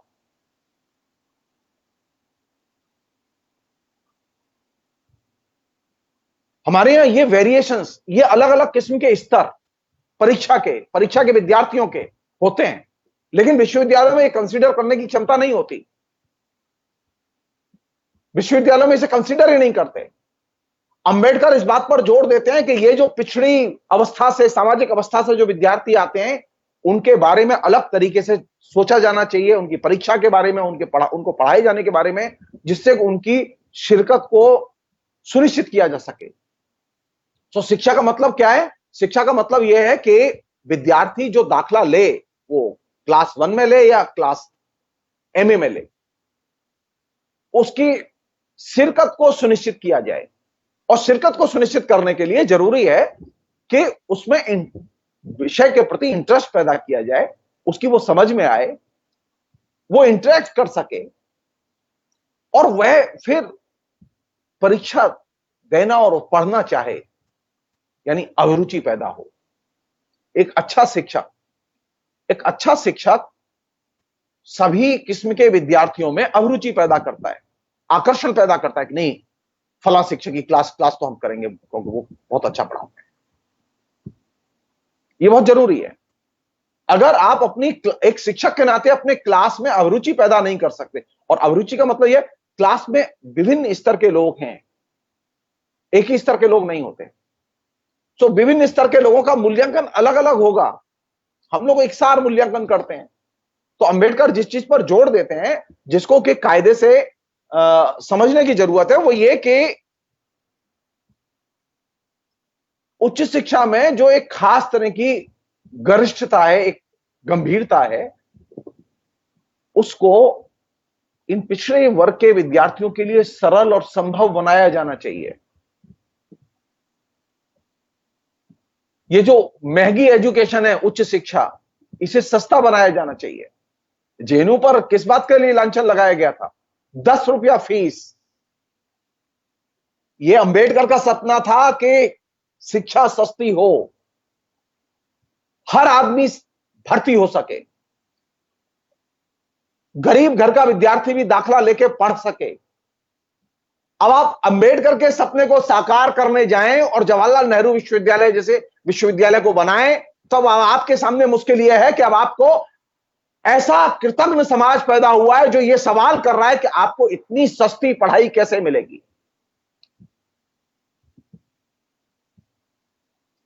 सस्ती शिक्षा, सरल शिक्षा, और ऐसी शिक्षा जो कि अभिरुचि पैदा करे। विभिन्न वर्गों के विद्यार्थियों की अलग अलग स्थितियों का ख्याल करते हुए शिक्षक मूल्यांकन करे।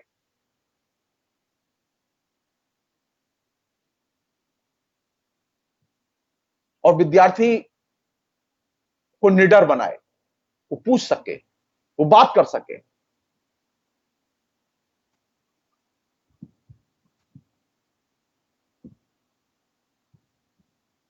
एक और भी चीज थी जो कि पता नहीं अब कैसे उसे कर सकते हैं हम लोग।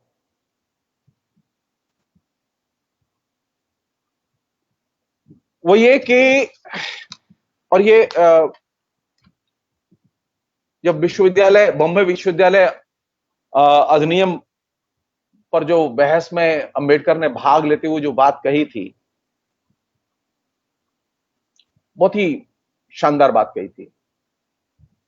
जेएनयू से जानते हैं क्यों लोग नफरत करते हैं? सरकार के लोग क्यों नफरत करते हैं? ये सरकार भी नफरत करती है, पिछली भी करती थी, ऐसा नहीं कि नहीं करती थी, वो तरीका है नफरत करने का।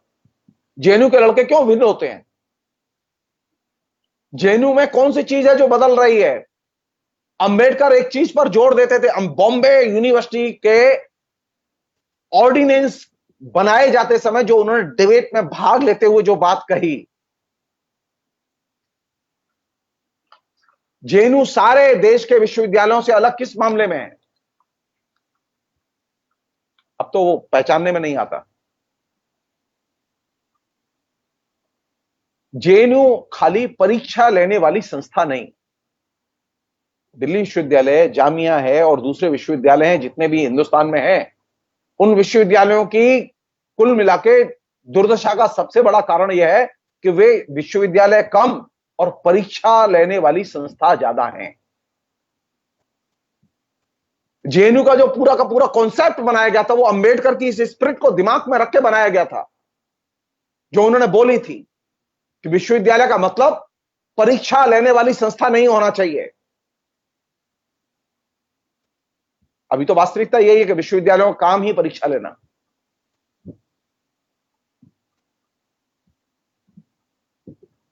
उन्होंने लिखा है, कोट, हमें इस बात को ध्यान में रखना चाहिए कि किसी भी विश्वविद्यालय को अनुसंधान कार्यों या उच्च शिक्षा को प्रोत्साहन देने में सफलता नहीं मिलेगी अगर वह परीक्षा प्रणाली को ही अपने अस्तित्व का एकमात्र ध्येय मान लेता है। हमारे यहां तो सारे विश्वविद्यालय परीक्षा प्रणाली को ही अपने अस्तित्व का एकमात्र ध्येय मान के काम करते हैं, अनुसंधान उसमें प्रमुख नहीं है। हिंदुस्तान में जवाहरलाल नेहरू विश्वविद्यालय को इसलिए विकसित किया गया कि उसे रिसर्च ओरिएंटेड विश्वविद्यालय बनाया गया, अनुसंधान प्रमुख था। यहां एमए की पढ़ाई भी होती है तो वह एमए की पढ़ाई रिसर्च ओरिएंटेड ढंग से होती है। जवाहरलाल नेहरू विश्वविद्यालय का मैं जिक्र जानबूझ के कर रहा हूं क्योंकि मैं उसे करीब से जानता हूं। कलकत्ता विश्वविद्यालय में पढ़ाया है मैंने, मैं उसका जिक्र नहीं कर सकता क्योंकि वह खाली विश्वविद्यालय कैसा है, वह परीक्षा खाली कंडक्ट करने की एक संस्था है। सालों साल सिर्फ परीक्षा कंडक्ट करते रहते हैं। और हमारे नीचे की हालत क्या है? जो हमारे कॉलेज हैं, जहां से विद्यार्थी आते हैं, हमने कभी कॉलेजों को सुधारने के बारे में सोचा? कॉलेज में जो शिक्षक पढ़ाते हैं उनके बारे में सोचा? कॉलेज में जो विद्यार्थी पढ़ते हैं उनके बारे में सोचा? न इस सरकार ने सोचा, न इनके पहले की सरकार ने सोचा।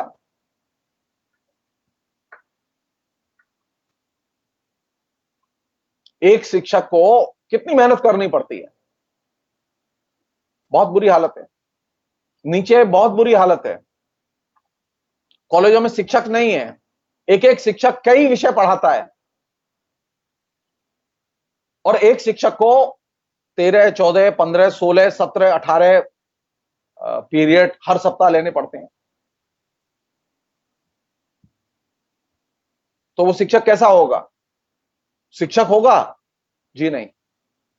मैं फिर एक बहुत अच्छा अंबेडकर का कोटेशन पढ़ना चाहता हूं। हाँ, अंबेडकर ने जिस चीज पर जोर दिया कि ये जो बार बार हमारे यहां जो ये नई जो शिक्षा पद्धति कॉलेजों में जो इंप्लीमेंट की गई, जो कॉलेज में शिक्षक काम करते हैं, उन कॉलेज में काम करने वाले शिक्षकों की हालत यह है कि वे गुलाम जैसी दशा में काम करते हैं।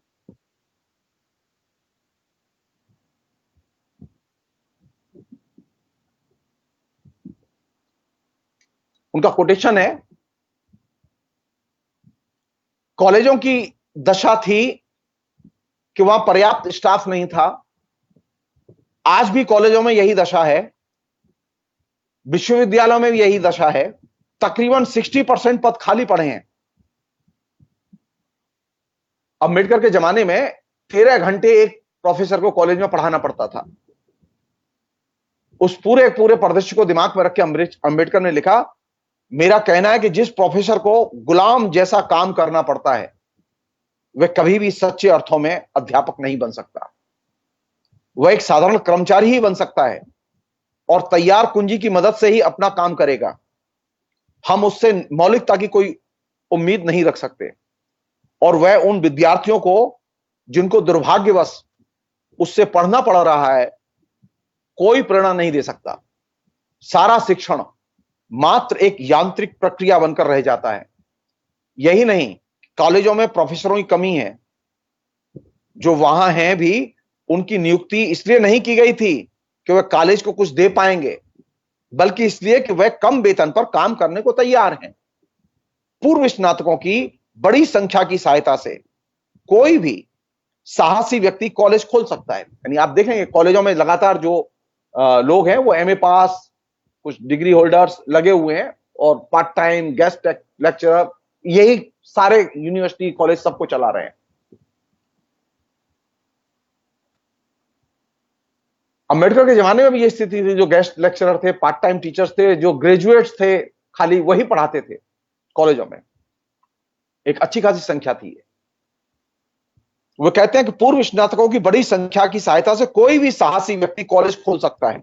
ये जो कुकुरमुत्ते की तरह जो बाढ़ आई हुई है ना प्राइवेट कॉलेजों की, और पूर्व स्नातक शिक्षा का नियंत्रण अपने हाथ में ले सकता है। और ये जो क्वालिटी क्या होगी शिक्षक की? गुलाम जैसी। उस शिक्षक से कोई विद्यार्थी प्रेरणा नहीं लेगा और जो विद्यार्थी उनसे पढ़ेगा उसकी दुर्दशा की कल्पना कीजिए, उसे क्या मिलता होगा। सो अगर हमें एक नई शिक्षा प्रणाली और एक नए सिस्टम को बनाना है तो हमें ये विद्यार्थी और शिक्षक के बीच, हमें ऐसे शिक्षक चाहिए विद्यार्थियों के बीच में जो कॉम्पिटेंट हो, सक्षम हो। अक्षम शिक्षकों की एकदम इफरात में भर्ती हुई है। जानते हैं, मैं पढ़ाने के मामले में बड़ा पॉपुलर था, लेकिन एक मामले में मैं पॉपुलर नहीं था। वो क्या था? क्योंकि मेरे पास में कोई सरकारी कनेक्शन नहीं था।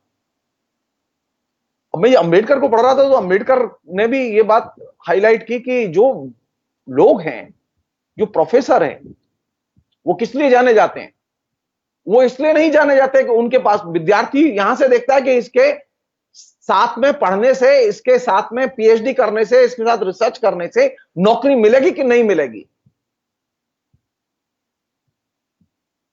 तो शिक्षकों में भी एक वर्ग ऐसा पैदा हुआ जो कि ये कोशिश करने लगा किसी तरह से सरकार के साथ में पौवा फिट किया जाए।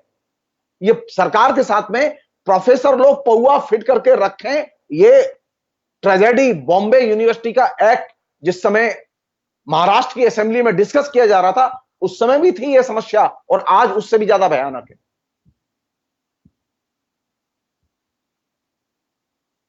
तो हमारे यहां दो तरह के शिक्षक हैं। एक शिक्षक वे हैं जो कि ज्ञान के उत्पादन में लगे हैं और एक शिक्षक वे हैं जो कि सरकार के साथ में कनेक्शंस के उत्पादन में लगे हैं।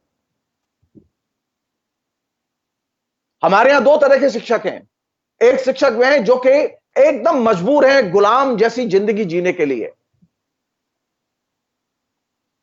तो जाहिर है कि वो कुंजी पर आश्रित होगा और कुंजी के आधार पर ही पढ़ाएगा और उसकी पढ़ाई में कोई जान नहीं होगी। वो विद्यार्थियों को कोई प्रेरणा नहीं दे सकता। हमें ये शिक्षकों में ये जो दो तरह के लोग पैदा हुए, ये कैटेगरी को ब्रेक करना होगा अगर हम चाहते हैं कि शिक्षा सचमुच में बेहतर बने, लोग ज्ञान का सम्मान करना सीखें।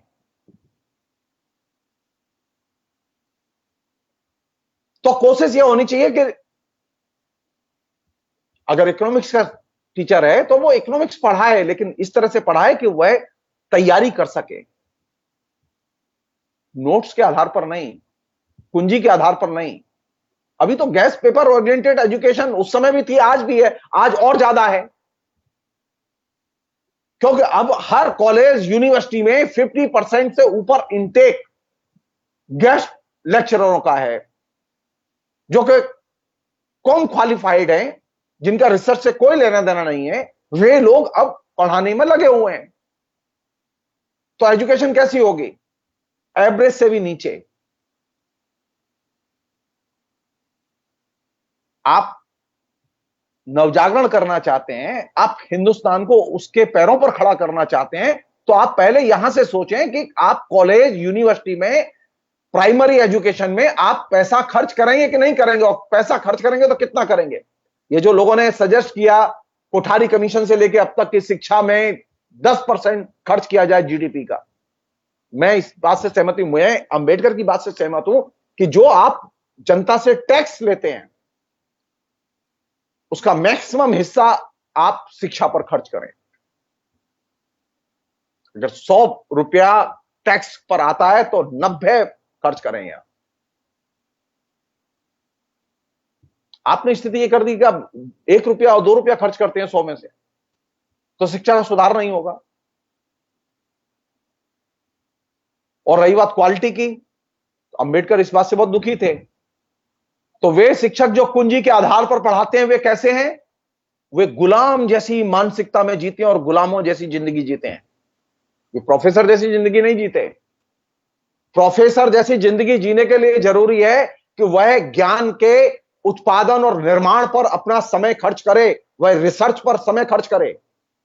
एक अच्छा प्रोफेसर अच्छा रिसर्चर होना चाहिए। हमारे यहां तो हालत इतनी खराब है कि प्रोफेसर तो छोड़ दो, लाइन लगाई हुई है वाइस चांसलर से लेके नीचे तक, दुनिया किस्म के लोगों की। और वे बिल्कुल वही हैं जिनकी परिकल्पना किसी जमाने में अंबेडकर ने की थी। वे गुलाम मानसिकता से घिरे हुए हैं, उनका रिसर्च कोई लेना देना नहीं। वे ना कभी रिसर्च करते हैं ना रिसर्च के लिए कभी। और अब तो स्थिति यह है कि पहले झूठा मूठा पैसा रिसर्च के लिए जारी भी होता था, लेकिन जब से 6 साल से सरकार आई है रिसर्च के लिए ग्रांट मिलनी ही बंद हो गई है, लाइब्रेरी के लिए ग्रांट मिलनी ही बंद हो गई है, पुस्तकों के लिए सेमिनार्स के लिए ग्रांट मिलनी ही बंद हो गई है। तो जो थोड़ी बहुत हरकत होती थी, गतिविधियां होती थी ज्ञान की, वे गतिविधियां भी एकदम ठप हो गई हैं। यानी आप गुलामी की मानसिकता के और भी पीछे खदेड़ कर खड़े कर दिए गए।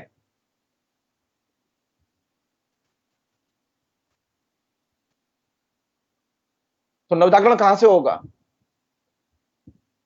नवजागरण किस बात पर होगा? शिक्षा का सवाल तो आपने अभी तक प्राथमिक सवाल बनाया ही नहीं। अभी तो आप इसी समस्या में उलझे हुए हैं कि राहुल गांधी चाहिए या मोदी चाहिए, आरएसएस चाहिए या मुस्लिम लीग चाहिए। आपने ये प्रश्न तो बुनियादी प्रश्न बनाया ही नहीं कि हमको शिक्षा चाहिए, हमको निरक्षर भारत नहीं चाहिए। आप सोचिए, आप सिर्फ सोचिए कि हमारे देश में एक ऐसा प्रधानमंत्री भी है, हमारे देश में एक ऐसी सरकार भी है, हमारे देश में एक ऐसा मीडिया भी है जिसमें कि पूरी की पूरी एनर्जी गैर शिक्षा के मसलों पर खर्च करने की क्षमता है। एक खाली एनडीटीवी को छोड़कर एकमात्र चैनल था जिसने के बहुत ही सिस्टमेटिकली और गंभीरता से शिक्षा के प्रश्न को और खासतौर पर एजुकेशन के से जुड़े हुए सवालों को, शिक्षकों के सवालों को, शिक्षकों की भर्ती, क्वालिटी, उपलब्धता, इन सारे प्रश्नों को लेकर बहुत लंबी सीरीज की उसने। बाकी तो मीडिया के लिए प्रश्न ही नहीं है महत्वपूर्ण, सरकार के लिए, प्रधानमंत्री के लिए प्रश्न ही नहीं है महत्वपूर्ण। मेरा आप सोचिए, जो प्रधानमंत्री आत्मनिर्भरता के लिए पिछले 4 महीने से लगातार भाषण दे रहे हैं,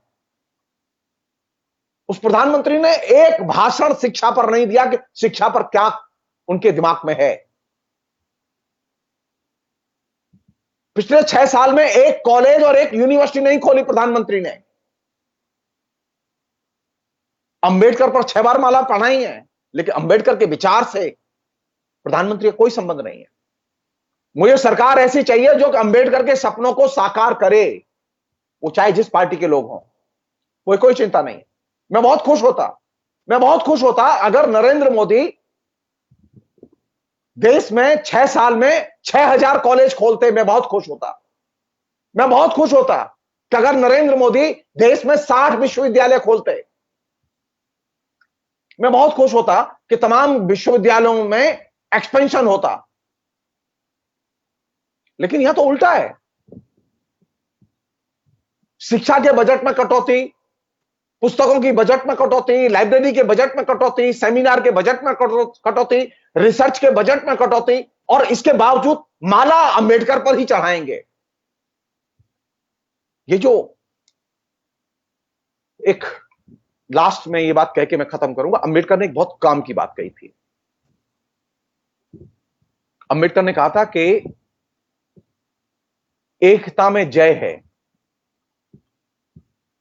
और ये जो द्वैध है, दुविधा है, इसमें क्षय है। हमारे यहां जो सरकारें आई हैं, हमारे यहां जो सिस्टम चलता रहा है, वो दुविधा में चलता रहा है, और इसने शिक्षा को, समाज को, संस्कृति को बड़े पैमाने पर क्षतिग्रस्त किया है। अगर हमारे अंदर शिक्षा को उन्नत बनाने के लिए, समाज को उन्नत बनाने के लिए अगर एकजुट भाव होता और एकता होती,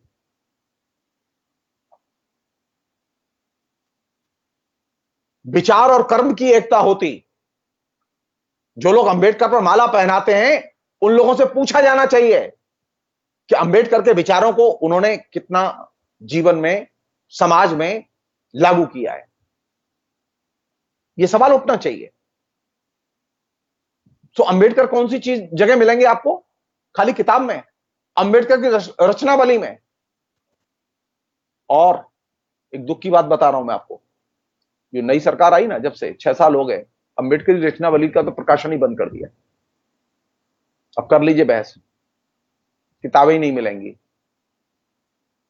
मैं अंबेडकर की 22 खंड की रचनावली 650 रुपए में खरीद लाया। क्यों खरीद लाया? क्योंकि 650 रुपए में मिल रही थी।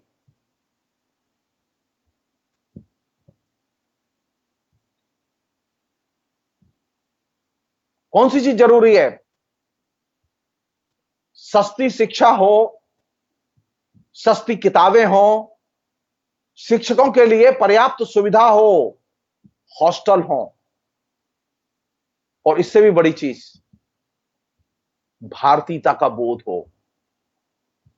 ये जो हिंदू बोध, हिंदू संस्कृति, मुस्लिम बोध, मुस्लिम संस्कृति, दलित बोध, दलित संस्कृति, ये जो तमाम किस्म की कैटेगरीज जो हम लोगों ने प्रचलन में चलाई हुई हैं, इन कैटेगरीज के बाहर जब तक हम लोग नहीं निकलेंगे और हम इनमें बटे रहेंगे, हम एकता का बोध पैदा नहीं कर सकते। इसलिए अंबेडकर ने जो बात कही थी, एकता में जय है, ये तमाम किस्म की कैटेगरी आपकी एकता को तोड़ती हैं। अगर हमें जय हासिल करनी है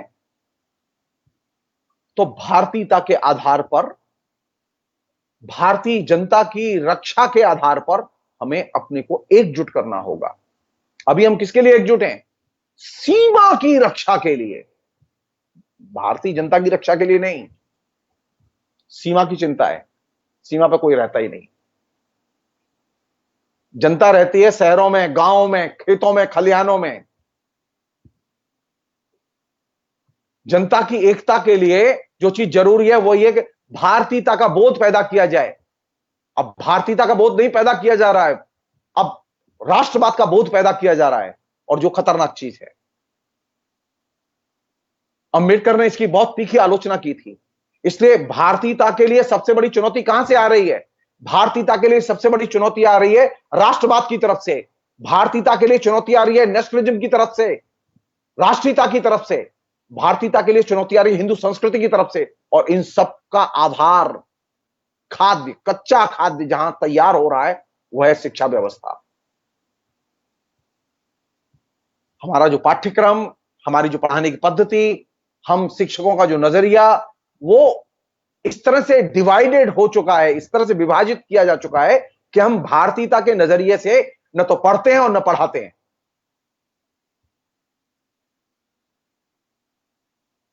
हमने निवेश करना ही बंद कर दिया है। हम देना नहीं चाहते, हम सिर्फ पाना चाहते हैं। और जब देश के नागरिक सिर्फ पाने के लिए जिए और पाने के लिए ही काम करें, तो आप तय मानिए देश को आप एकजुट नहीं रख सकते। आप देश के संस्कृति का स्तर ऊंचा नहीं कर सकते। देश का विकास होता है देने से, देने की भावना के विकास से। देश का विकास पाने की भावना के विकास से नहीं होता। हमने जो एक एजुकेशन का जो ये नजरिया बनाया है कि पढ़ेंगे तो क्या मिलेगा, पढ़ेंगे तो नौकरी मिलेगी कि नहीं मिलेगी, जी नहीं। ये जो प्रयोजन मूलक जो दृष्टिकोण है शिक्षा का, इस दृष्टिकोण से बाहर शिक्षा को निकालना होगा। अंबेडकर इसी बात पर जोर देते हैं कि शिक्षा का लक्ष्य समानता हासिल करना है। वह ज्ञान के क्षेत्र में समानता है, वह सामाजिक जीवन में समानता है, वह आर्थिक जीवन में समानता है, और यह भारतीयता के बोध के स्तर पर भी समानता है। और यही एकता की धुरी है, और यही हमारी शिक्षा का बुनियादी लक्ष्य है। फिलहाल इतना ही। बहुत बहुत शुक्रिया। Thank you.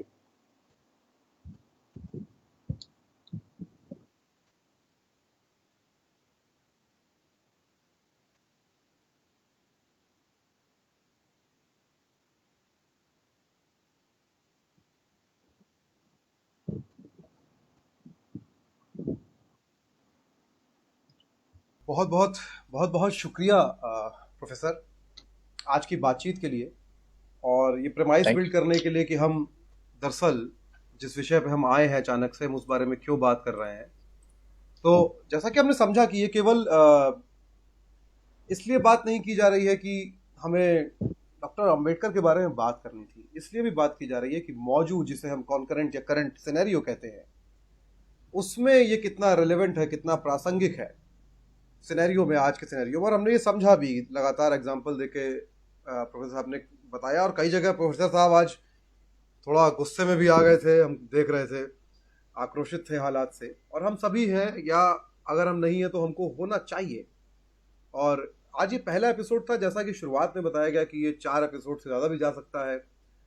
तो हमारी लगातार कोशिश, जो कि हम बहुत छोटी सी एक टीम है, तो हम थोड़ी समस्या से जूझते हैं, लेकिन हम बहुत जल्दी ही सारे एपिसोड्स यूट्यूब पर लेकर आएंगे। उनको एडिट करने और अपलोड करने का एक काम है जो हम ही लोगों को करना होता है। बट निश्चित रूप से हम जो है इसी हफ्ते से वो शुरू कर देंगे। आपकी सीरीज़ आपको 4-4 एपिसोड के फॉर्म में मिलने लगेगी यूट्यूब पर, हमारे चैनल पर।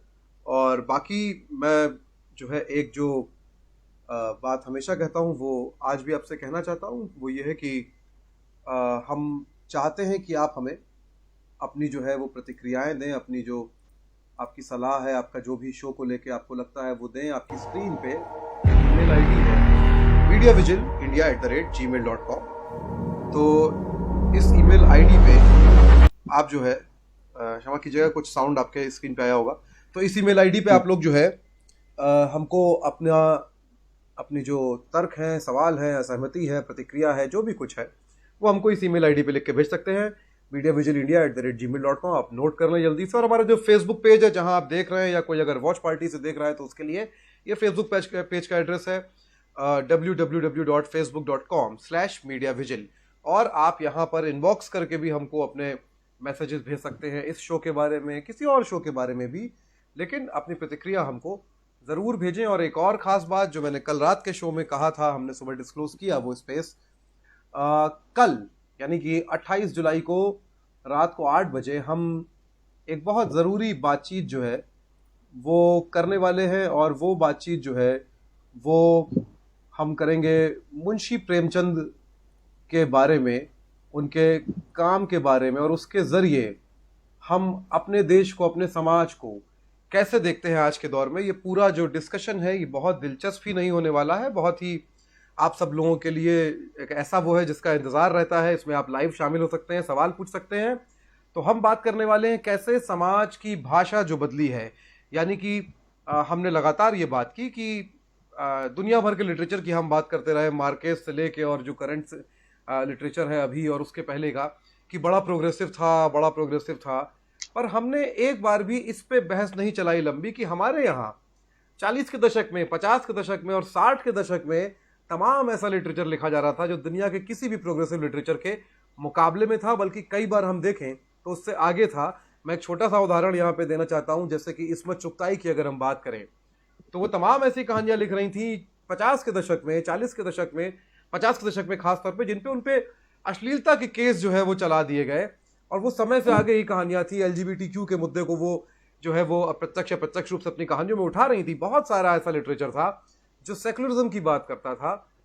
लेकिन हमारे समाज की भाषा बदली है कुछ समय में। मैं आपको उदाहरण देना चाहता हूं कि जैसे समाचार चैनलों की भाषा बहुत कठोर, बहुत उग्र, बहुत एग्रेसिव और उन्हीं की भाषा में कहें तो बहुत सनसनीखेज हो गई है। और कैसे समाज की भाषा में बदलाव आने से हमारी संवेदनशीलताओं में, हमारी संवेदनाओं में बदलाव आया है। कैसे हम जो मूलभूत मानवीय संवेदनाएं हैं उनसे विलग हो गए हैं, उनसे अलग हो गए हैं धीरे धीरे।